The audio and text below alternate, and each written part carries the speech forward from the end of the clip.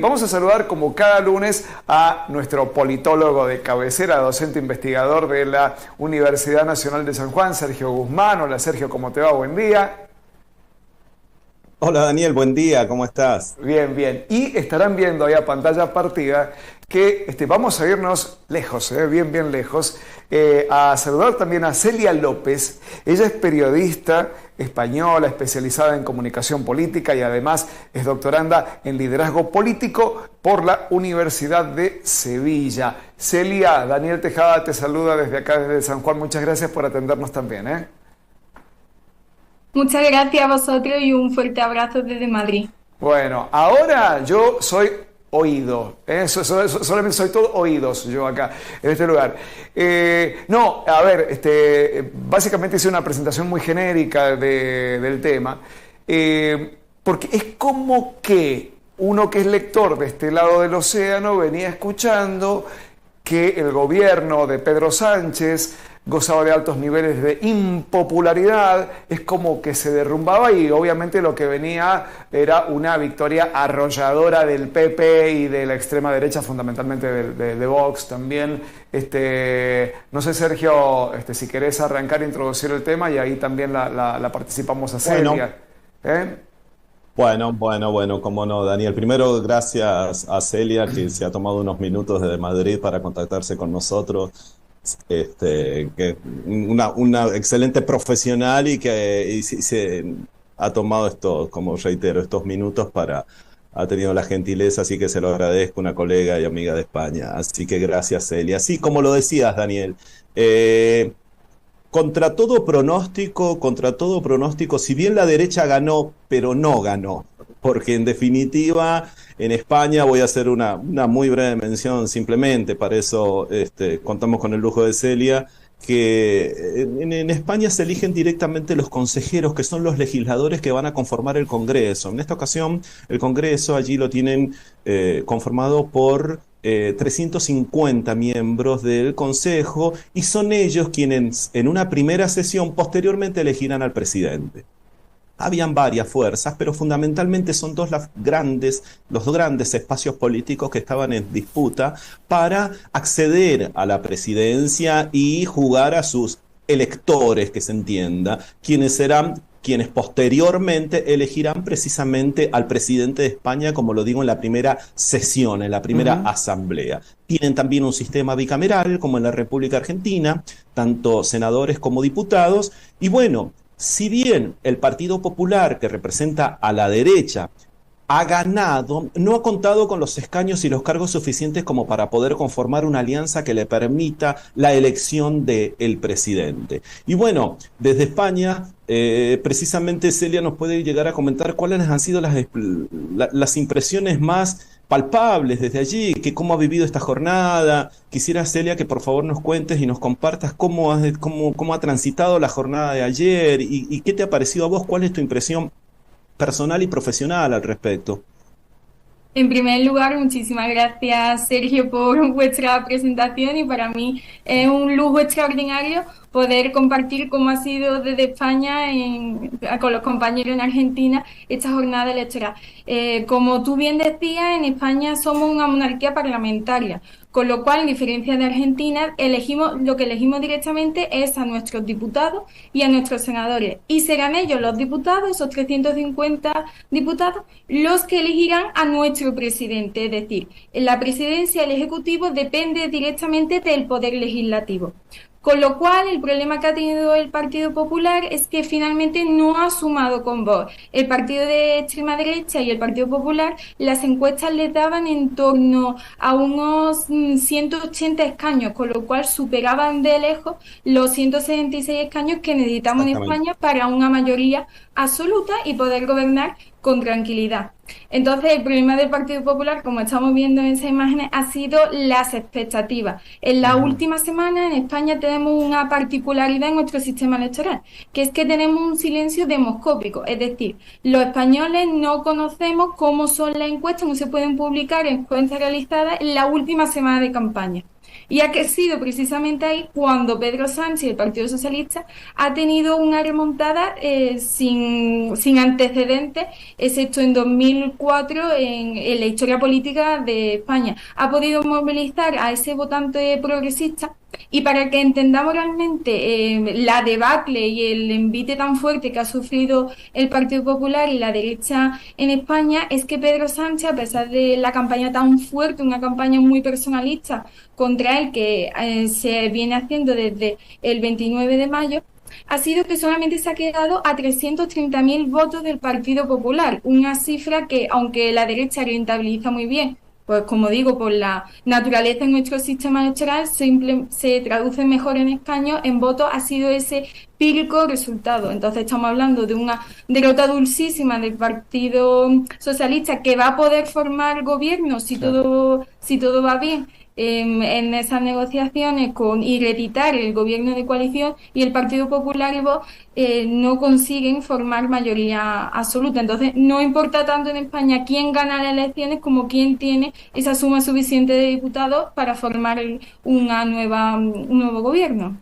Sí, Celia, perdón, sí, perdón, Sergio. Daniel, Sí. no, Daniel, por favor.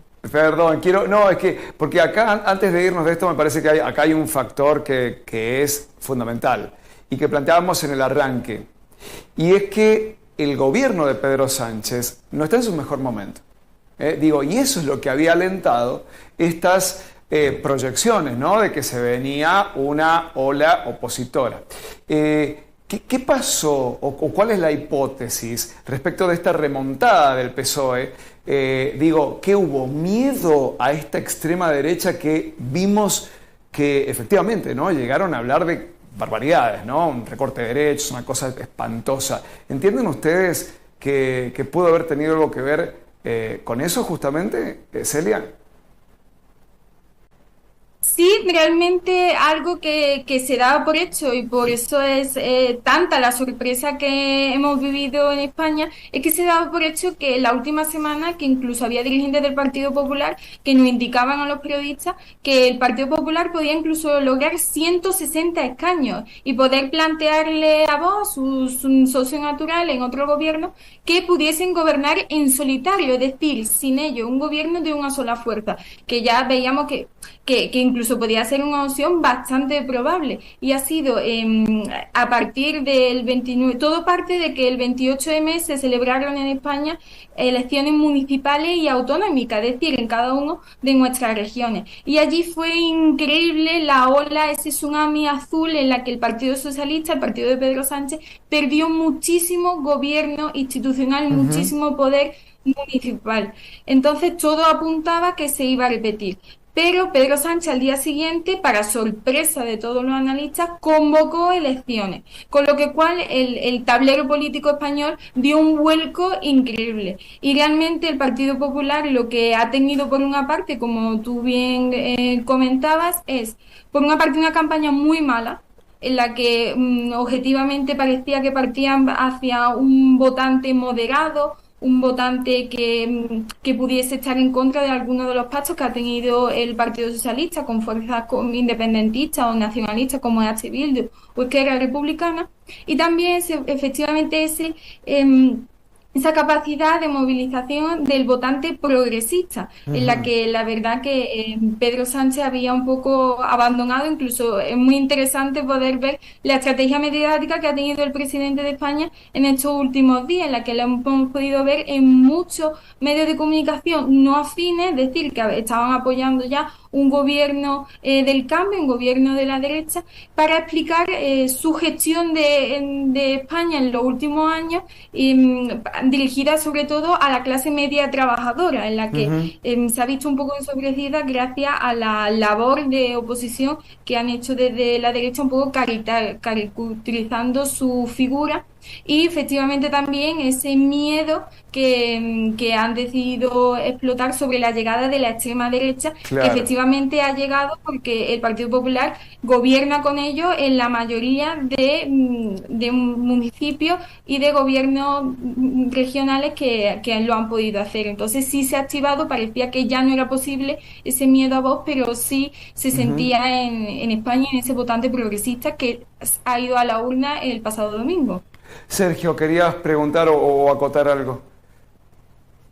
No, simplemente, sí, por supuesto coincido con lo que dice Celia, que en definitiva, y también lo señalabas vos también, Daniel, el hecho del factor miedo y esta Ujú. cuestión de las emociones, viste que siempre mencionamos cómo están presentes, la emoción muchas veces se sobrepone a la reflexión a la hora de votar. Son muchos los factores que determinan la decisión del electorado al momento de emitir su voto, y es un acto, si nosotros reflexionamos al respecto, tan privado, en el cuarto oscuro, es decir, son muchos los factores que determinan el comportamiento del electorado, pero en el cuarto oscuro, en definitiva, uno está solo y hay estudios que también determinan que, en definitiva, hay muchos electores que llegan incluso a la decisión en ese momento, y tal vez ese sea un espectro, un factor en donde todas las consultoras, todas aquellas agencias de opinión, muchas veces es ese factor de falla, esa franja de falla que puede llegar a tener,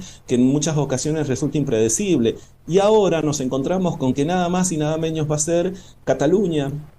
Digo bien, con Carles Puigdemont, que Ujú. allá por 2017 quiso hacer ese referendo independizándose, que por supuesto fue todo un escándalo y fue toda una situación incluso a nivel internacional, Sí, sí. bastante compleja, y que ahora en sus manos está porque cuenta con los escaños, cuenta con los cargos suficientes, si no corregime Celia por favor, para establecer esta alianza. Hemos encontrado ahora, nos encontramos en la situación en donde para determinar quién va a ser el próximo presidente se acude a una persona que había intentado Mm. separarse precisamente, ¿no, Celia?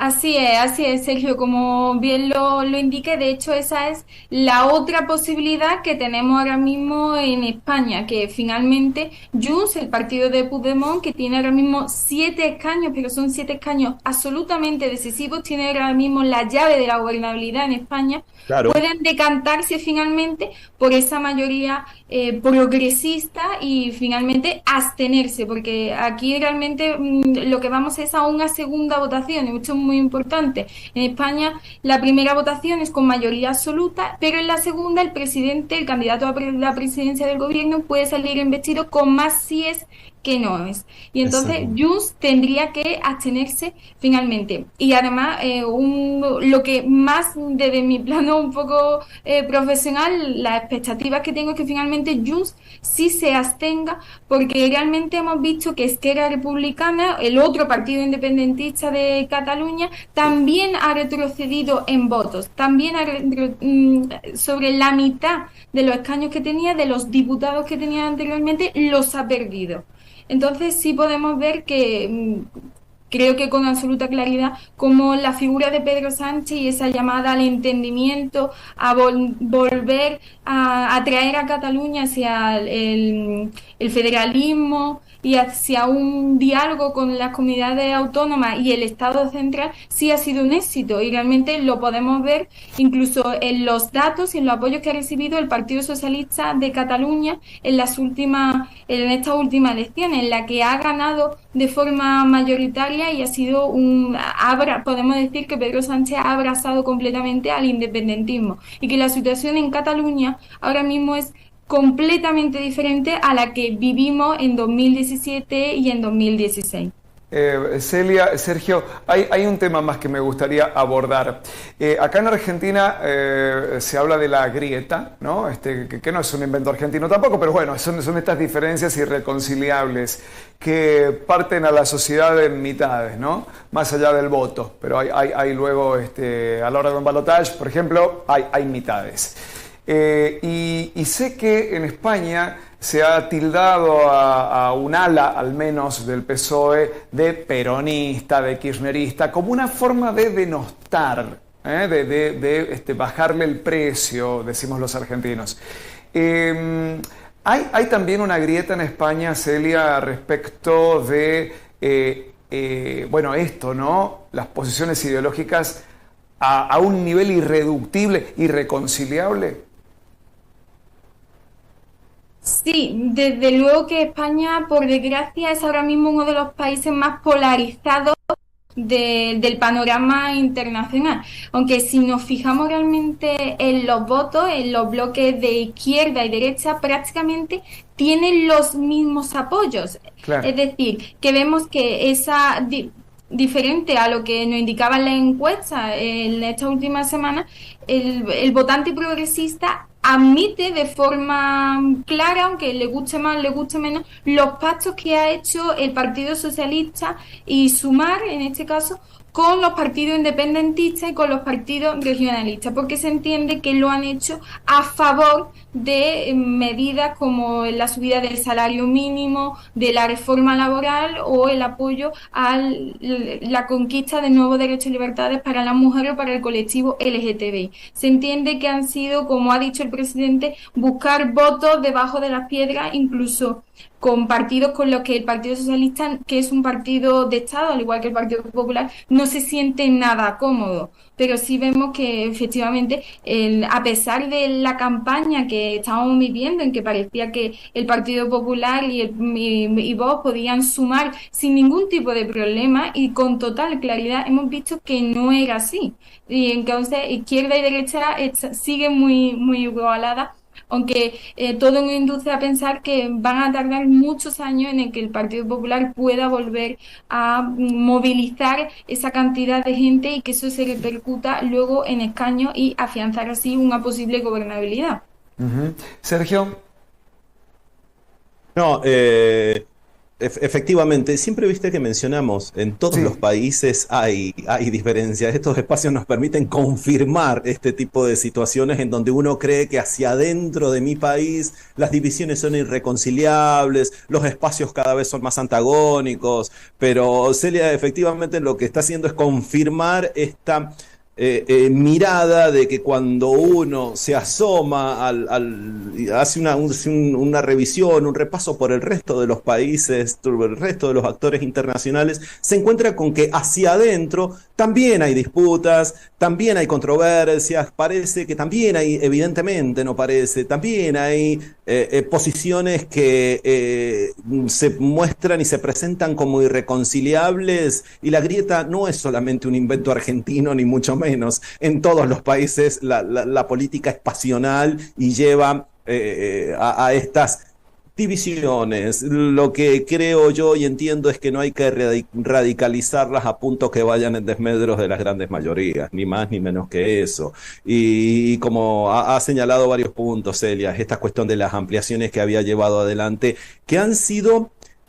si uno calcula o toma todo el periodo de gobierno de Sánchez hasta acá, podríamos, no sé si coincide Celia, podríamos tal vez ubicarlas en la segunda parte de su gestión, en la segunda parte de su gobierno, en donde más ha enfatizado. Creo que ha sido ahí un reflejo político que ha tenido, en donde cuestiones tales como la eutanasia, como la ampliación de derechos hacia las minorías que estabas mencionando, hacia el colectivo LGTBIQ+, hacia las cuestiones de salario, la ampliación de salarios y demás. Y además reparo yo que lo mencionaste también al espacio de Sumar, que está a cargo, estaba como cara visible Yolanda Díaz, que es nada más y nada menos que una ministra de Pedro Sánchez. Es decir, eso le ha permitido también ampliar el espectro, y considero que fue una jugada política bastante interesante porque ahora se ve reflejada en los resultados y en los números. Desde luego que si algo puede caracterizar a Pedro Sánchez es ser un verdadero animal político y leer muy bien siempre en toda su trayectoria política el momento, la capacidad y lo que tenía que hacer. Para que lo entendamos, Pedro Sánchez fue capaz de llevar al Partido Socialista, a un Partido Socialdemócrata Europeo, a pactar con Podemos, con otra fuerza a su izquierda y con fuerzas regionalistas, porque entendía que los grandes reto de la izquierda, del Partido Socialista, era primero resolver el diálogo con Cataluña y también dar una mayoría y una respuesta a los recortes que habían llevado de la crisis económica de 2008, en la que España fue uno de los países de la Unión Europea más afectados y cuyas clases trabajadoras más sufrieron. Y entonces ahora efectivamente Pedro Sánchez ha vuelto a reinventarse y ha sabido jugar adelantando las elecciones una verdadera jugada maestra en la que solamente, para que lo podamos ver, el Partido Socialista ha logrado 1 millón de votos más que en 2019, en las anteriores elecciones legislativas en España, y además ha sumado 2 diputados más, con lo que es que el bloque, la coalición, tiene Claro. ahora más diputados que tenía en Mm. 2019. Ha sido un respaldo mayor del pueblo español. Bueno, yo la verdad que les quiero agradecer porque en este diálogo quienes estamos tan alejados de estas cuestiones, ¿no? Podemos tener este contacto con esta realidad que en algún punto es espejo también, ¿no? Y me quiero quedar con eso, espejo también de las realidades que por ahí tenemos la tentación de entender que son muy nuestras, muy propias y no tienen parangón. Bueno, el mundo va transitando por los mismos senderos, o al menos los que tenemos raíces tan compartidas como con España. Sergio, Celia, quiero agradecerles este momento acá con nosotros y fundamentalmente en nombre de nuestros televidentes. Gracias a ustedes, Daniel. Muchísimas gracias. Un placer Bueno, enorme. les Muchas mando un gracias. saludo. Les mando un saludo. Chao, Celia. Un abrazo y estamos en contacto. Realmente. Chao, chao, Celia. Hasta luego.